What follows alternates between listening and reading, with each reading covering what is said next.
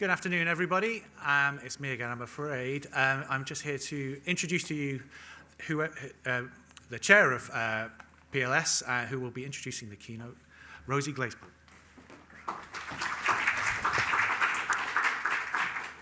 Thank you very much indeed. And I'm absolutely delighted this afternoon to welcome Richard Charkin, who's here, hiding behind the pillar. And, and as many of you know, Richard has had a career in publishing since 1972, and of course has been former president of the International Publishers Association, and also, of course, the Publishers Association. And for 11 years, he was executive director of Bloomsbury, and obviously, and before that, he also has worked at Macmillan, and I've got to check my notes for the many companies he was at, OUP, two that I worked at as well, so they must be, that's very distinguished, and Reed, of course, too. And he's also founded his own business, Mensch Publishing, and written a newly published book, I think we're allowed to promote this here today, which is with Tom Campbell, called My Back Pages, An Undeniable Personal History of Publishing, 1972 to 2022. So we should all be reading that this summer. And also, we'd like to congratulate Richard on receiving his OBE very recently in the King's Birthday Honours List. Congratulations. A few of the sessions today have focused on change, with the most obvious being current developments in AI and the changes that is causing to copyright and how publishers operate. Over his time in the industry, Richard's seen and been a major part of the changes that remain a part of publishing today. And what we're looking forward to is hearing from him and him providing an insight in how the publishing industry can continue to adapt to all these challenges and remain at the forefront of technological innovation. So I'm now going to hand over to Richard and thank him very much for joining us on a very busy day. So thank you very much. Over to you.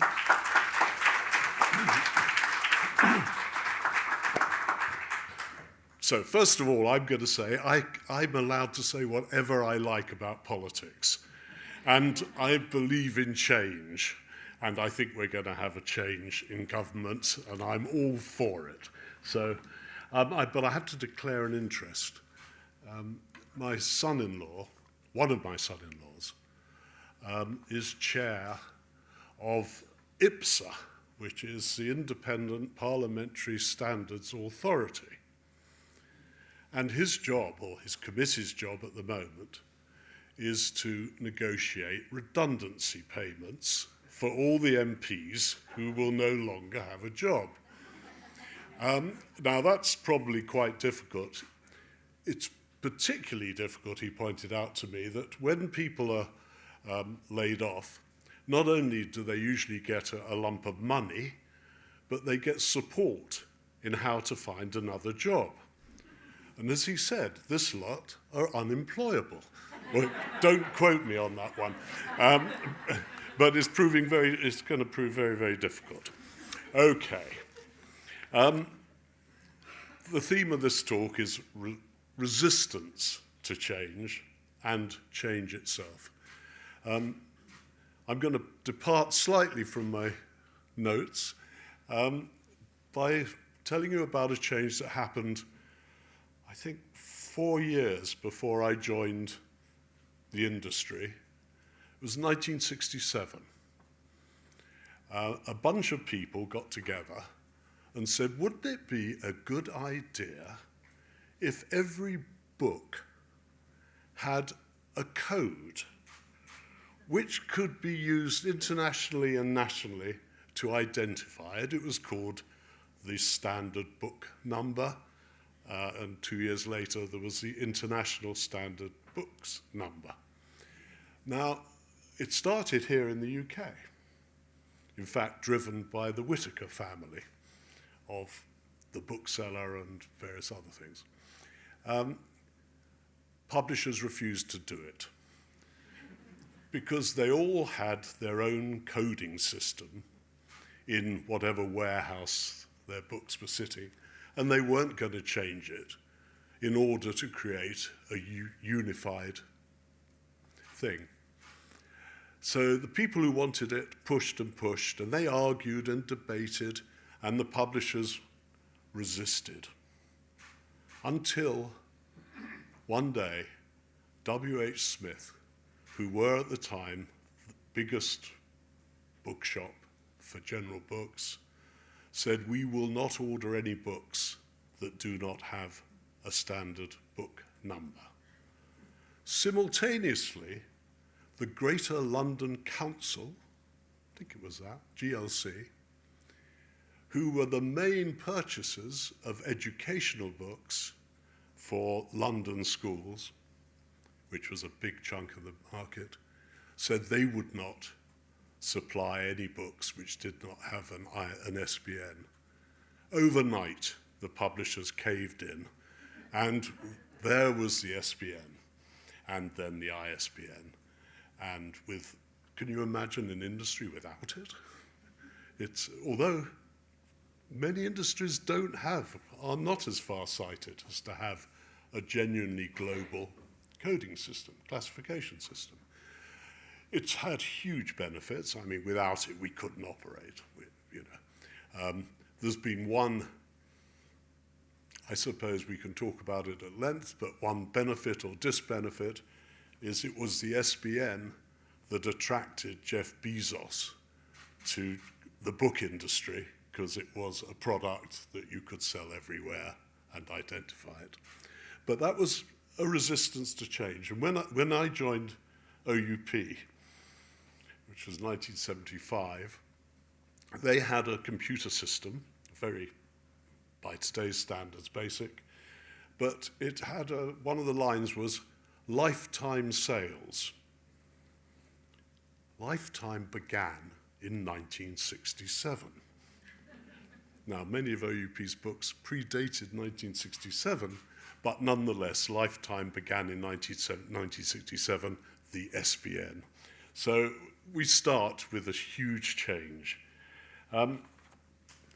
So now, imagine 1972, if you can. It's going to be difficult. First of all, I was 22 years old. I had very dark hair, quite a lot of it. And I started my first job in publishing as science editor at George Harrop and Co. in High Holborn, next door to where Thames and Hudson now occupy. I wore a suit and a tie, obviously. I don't know how I got the job. There was an advert which said they wanted to hire a science editor, and I think no one else applied, because otherwise I wouldn't have got it. The pay was £1,200 a year. We had luncheon vouchers, which was a thing, 3 shillings a day. It bought you a sandwich. It was tax-free. I had a desk with a phone, but we weren't allowed to use the phone before lunch because of the costs. I lived at the time in a pretty shabby basement flat, but a basement flat in South Kensington. I think a starter in publishing today would find even a shabby bedsit in South Kensington unaffordable. I owned a minivan car, and I could drive to work, and I could park it in High Holborn. Just think back. I remember my first day. A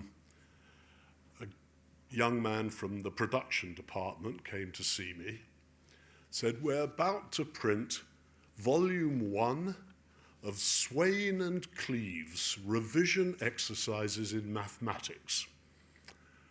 How many shall we print?" I said, well, I don't know. How many do you think we should print? And he said, no, you're the science editor, it's your job. So I said, well, maybe 10,000? He said, fine. Now, to this day, I think 9,900 of them are knocking around in a warehouse somewhere. There were no computers in the office at all. Not even a single mainframe, absolutely not. I think in my second year one came in, but we didn't know what it was for.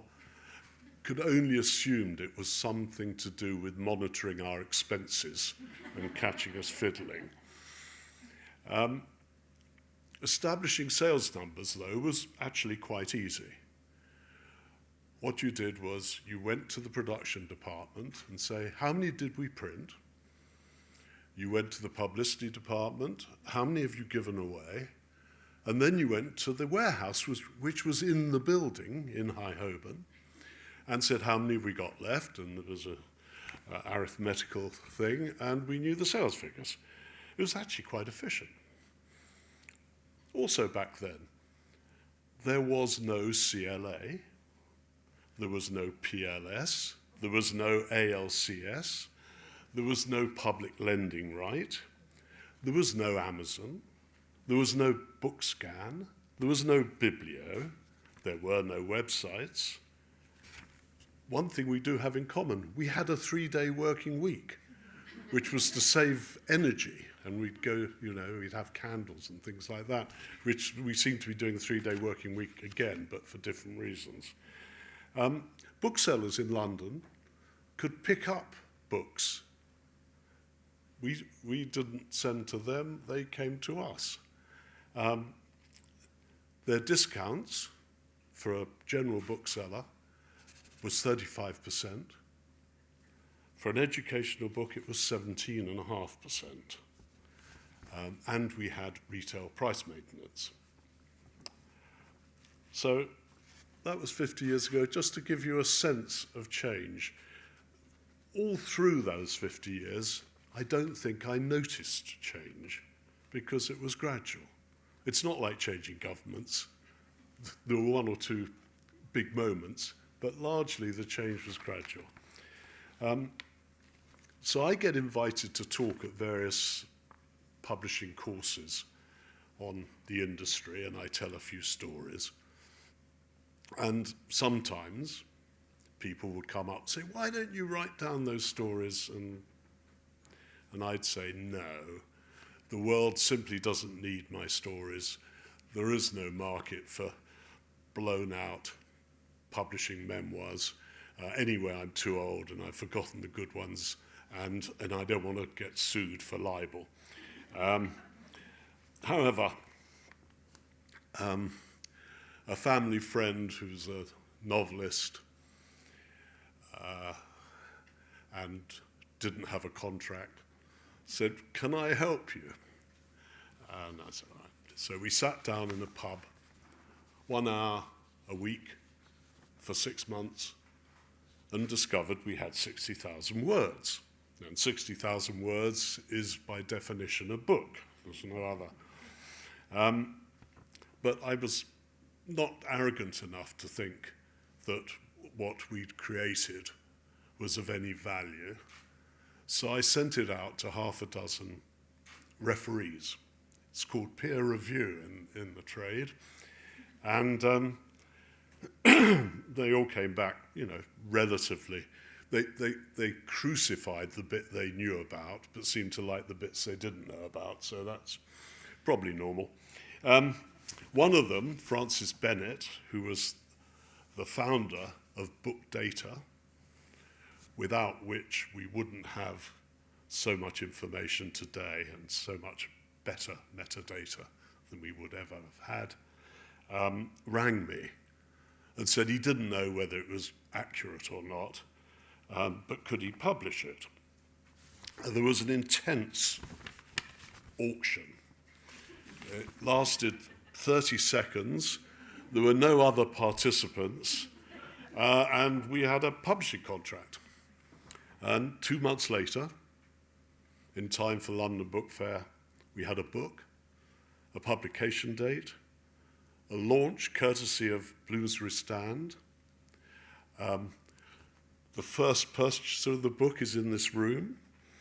We had a raft of misprints, quite a few incorrect facts, and a beautiful, to my eyes anyway, no one else would think so, you up. Let me see if I can find it.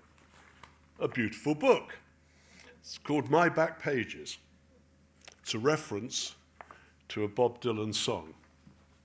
The refrain is, I was much older then, I'm younger than that now. Well, I wish I was younger than that now, but I know what he was trying to say. And let's see what's changed in these 50-something years. Well, you've got to start with the important things. The publisher's lunch.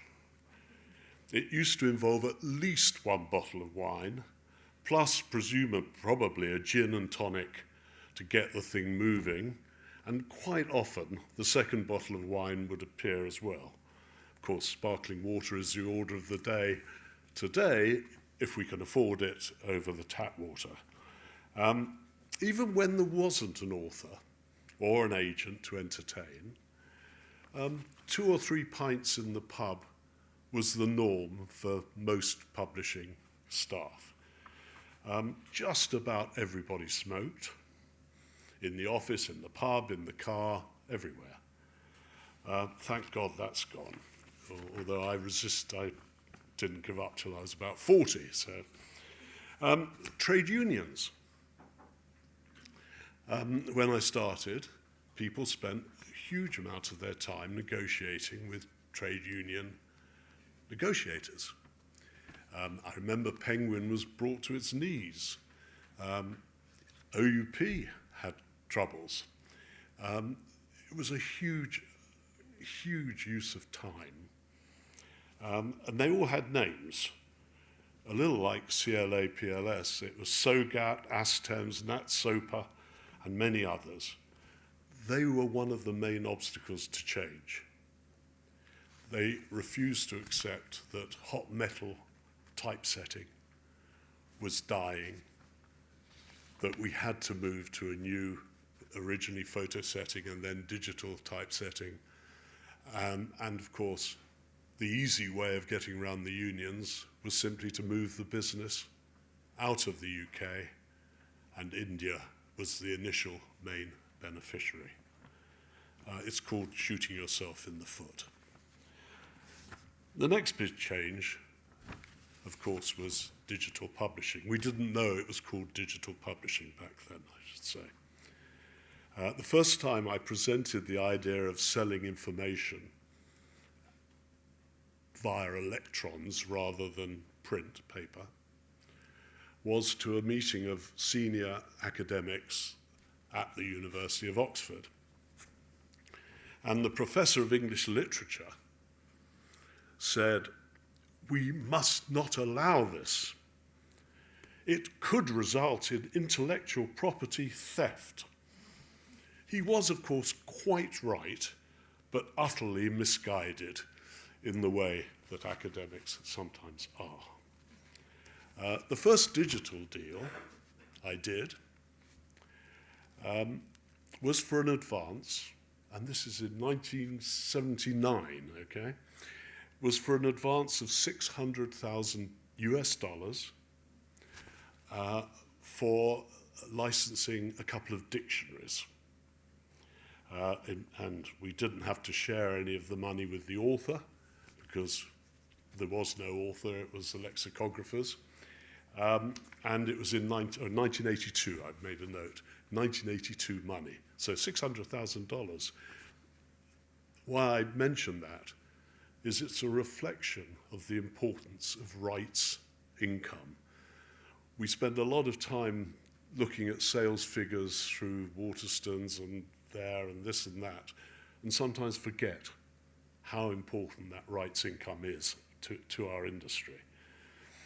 Anyway, this deal, it was an American company, and they licensed the Pocket Oxford Dictionary to create what they called a spell checker. Now, we'd never heard of a spell checker. This is as difficult for us to comprehend then as some of the AI language is today. I was invited to view the prototype of this floppy disk technology. you stuck a floppy disk in the side of your computer and it held the Pocket Oxford Dictionary. And if you were typing and a word appeared that wasn't in the Pocket Oxford Dictionary, it would highlight it and say, this is a misspelling. I was dead impressed. That was something else. And they said, there's more. The word you've typed in might not be in the dictionary, but you might wish to add it to your personal dictionary because it might be a word you use frequently. So, for instance, your own name. So I put in Charkin, and it came up and said, this is a spelling mistake unless you wish to add it to your personal dictionary. Press a key, which I did. And it whirred away, and it said, Charkin is in your personal dictionary. You will find it alphabetically between charred and charm. Fine. Try another word, they said. And I wondered whether, in keeping with well-known US prudery, whether they had bowdlerized the Pocket Oxford Dictionary and taken out the four-letter words, which are found in British dictionaries for schools, but not in American ones.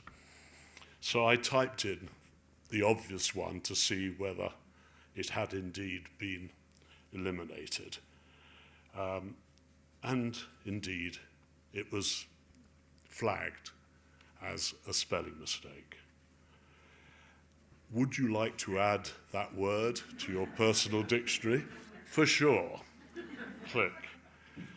It whirred away and said, and this is true, I promise you, we have added fuck to your personal dictionary. You will find it alphabetically between frustration and fulfillment. So even software geeks have a sense of humor. This was the first of many digital deals from OUP and others which transformed the landscape of reference publishing. Of course, now the sales of printed dictionaries and other reference books have declined significantly, but the growth in the digital sales has been astronomical and important not just commercially, but academically for scholarly reasons and the rest of it. So that was reference, which was one of the pioneering areas of publishing. The next area was scientific publishing. And this, we're moved on now to the early 90s. There were two fantastic and related innovations, which now seem commonplace.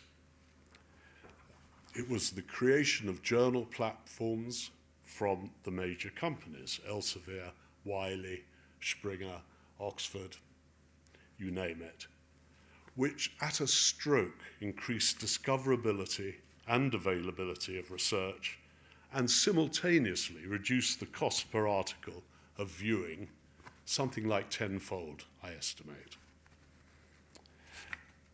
And just to remind governments or academics who think that STM publishers make too much money and do too little for it, building these platforms was hugely expensive, hugely risky, and there was no government or funding agency support at all. The publishing industry did what it does best. It got together and created these platforms with risk. The second, and perhaps an even better example of publishers working together, and this is a theme of what I'm trying to say, is that we do well when we act alone, but sometimes we have to act together. So this second one is called cross-ref, which in a way is totally obvious. If there's a reference to another article, you should be able to click on the reference and take it to the article. Sounds pretty straightforward and obvious if you think about it. but it was incredibly difficult to pull together. Everyone had different systems, and you can imagine.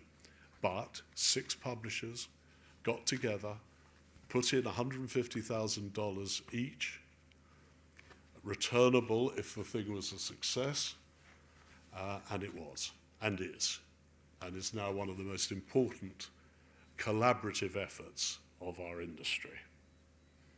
I hardly need say that PLS is another example of publishers working together.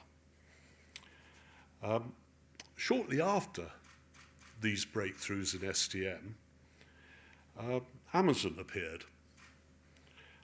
If in 1994 someone had suggested that publishers would be able to sell their whole catalogues to anyone, anywhere in the world, almost instantaneously, I'd have thought they were fantasists.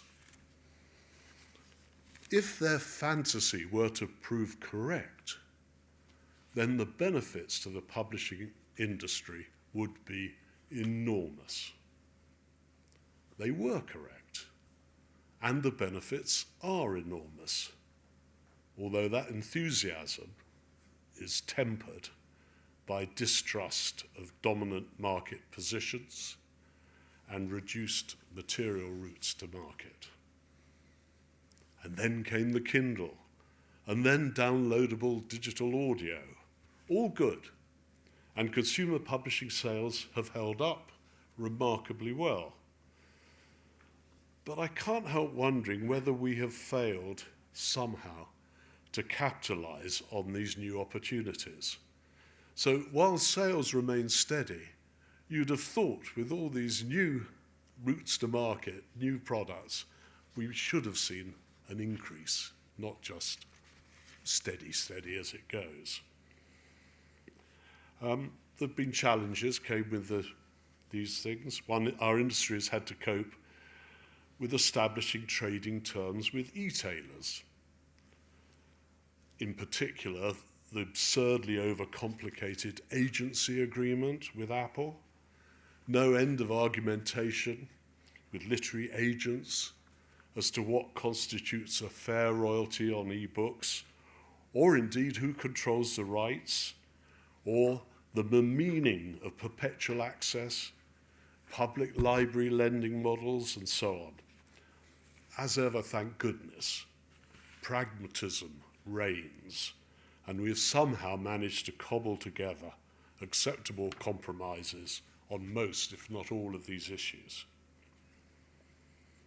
On the academic side, the difficult questions have come from idealists who fundamentally believe that all scholarly information should be made universally free, and that the sole or main cost of publishing resides in the production of print editions.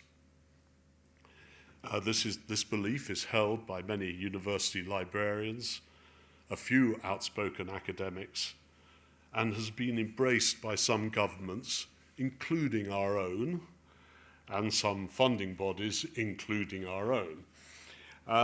Resisting this has been made harder by the absolute profitability of some, indeed many, STM publishers, including not-for-profit learned societies and university presses.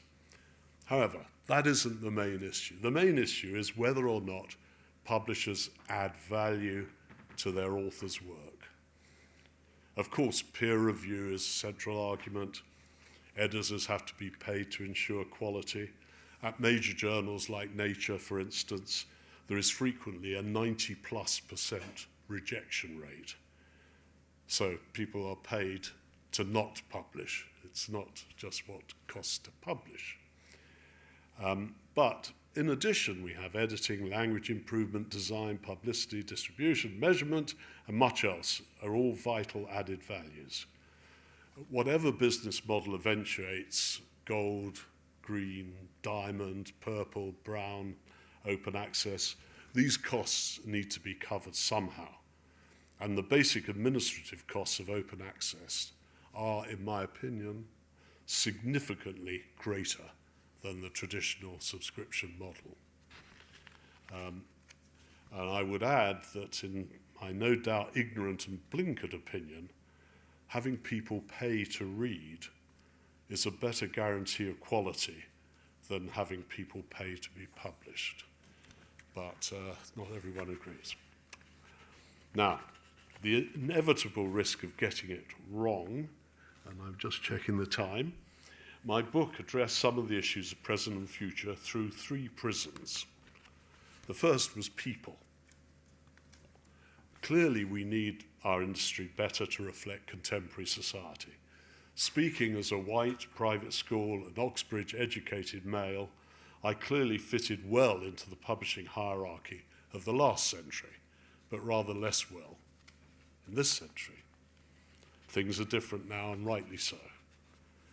Perhaps the greatest, most important, and most beneficial change in the last half-century has been the emergence of women leaders and executives in our industry. I look around this room, I look at any publishing company, and it is led to a very large extent by women. I think they make up 70% of the workforce. When I started, the most senior woman at George G. Harrop & Co. was a publicity assistant. Everyone else, everyone in senior jobs was a man. It's changed, and it's changed for the better. So that one's we can tick. There's another human resource issue which I think we need to think about, which is the impact of working at home on newcomers to the industry. I don't know how they can absorb the complexity of publishing without spending, as I did, at least 5 days a week, 10 hours a day, in a publishing office, working out how it all fitted together. And one of the reasons for writing this book was an attempt, and indeed this talk, an attempt to say, look, there is a gestalt, that everything that happens in one industry, one part of the business, impacts elsewhere. And how on earth do we get people to address this when they have other priorities? But if we don't, we're going to have a much weaker industry in the future. And it's interesting to note that the better structured a publishing company is, and there are some really well-structured, good, big publishing companies, nearly all the innovation comes from the people who are not structured, startups, individuals who've come and decided they can do it, and they don't have departments. They don't have this department that doesn't talk to that department, and by and large they don't have meetings either. They just get on with it. Which takes me on to companies. The joy of publishing, and one of the reasons for its success in this country in particular, is it requires relatively little working capital. I set up my own little business, Mensch Publishing, with £10,000. Well, it's not nothing, but frankly, if I lost it all, well, I'd be very, very sad, but I'd still be alive. What this means is that however assiduously the big guys gobble up the tiddlers, there will always be startups. And in my time, most of the startups were built by immigrants from Europe after the war. Now, a huge Asian influence, many people from Uganda and that influx, and from the Caribbean, are setting up publishing companies and doing it really well. This is not to decry the larger publishers. They do a brilliant job, particularly in logistics, market research, production systems.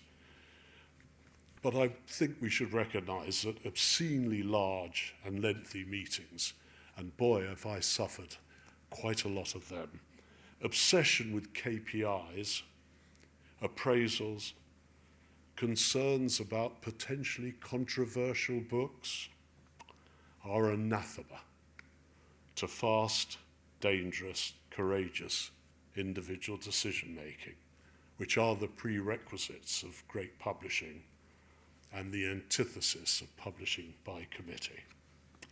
The third prism, technology. We've all heard enough about artificial intelligence. It's large language model, generative AI, legal, moral, political, economic issues. I suspect we're all as confused as each other, and I'm probably more confused than most of you. However, for what it's worth, I believe that, as with radio, TV, movies, the internet, and all the other new technologies that have emerged, publishing has potentially more to gain than lose. We can streamline our internal processes, which are inordinately complex. We can help readers find our books through automated marketing and advertising. We can use AI to accelerate the production of audiobooks in other languages. We can give better support for those with visual and other disabilities. Most importantly, we can strip some money from those plutocratic technology companies who have more money than sense, and this would be great. It'll only happen if firstly we back our copyright regime through trade associations and PLS and ALCS and CLA and CCC in America and everyone else around the world, and bring along with us the author and agent community. Secondly, we must embrace the opportunities rather than hide under the bedclothes. And thirdly, arguably most importantly, we do need to invest in the technology and systems which will enable the legal and moral use of intellectual property by these word and image gobbling behemoths. Beyond the excellent metadata systems developed by RROs around the world, there is now a need for accessible, controlled databases of the actual intellectual property, which can be excavated legally and at huge cost by the LLMs. Developing this will be neither easy nor rapid, but it will turn out to be essential and certain. PLS and all the other ones around the world, including particular authors and illustrators, are vital if we are to navigate these waters successfully. PLS has been at the forefront of licensing solutions since the 1970s when I started, and right now is engaged in working out how to extract maximum value. Whilst leaders of the publishing industry give a nod to the importance of PLS and copyright, their main focus is still, understandably, on the sales of products, market development, author care, and staff management. The money collected and distributed by PLS appears in most profit and loss accounts, check when you go back to your company, in most P&L accounts in a bucket called other income, which includes translation rights, serialization rights, whatever. It's about time that this form of other income is promoted to its own line in the accounts. I would suggest a line which included everything we get from PLS and other overseas ones in a single line, which would bring the number to the attention of the senior management and get them to realize that this isn't a purely administrative job, this is an important part of their business. Not only is that income desirable, it contains the seeds of future profit opportunity. And I've got to do a special thank you to ALCS from me as an author. When I set up Mensch, the first thing I did was register with PLS. The second thing, when I became an author, was to register with ALCS. And the thrill last year of receiving my payment lasted for days. Actually, I'm still thrilled. It was for £88.57. I mean, how wonderful is that? It's been a long and intense day, and I, for one, could do with a drink. Can I leave you with one thought, gleaned from 5 decades in this book trade?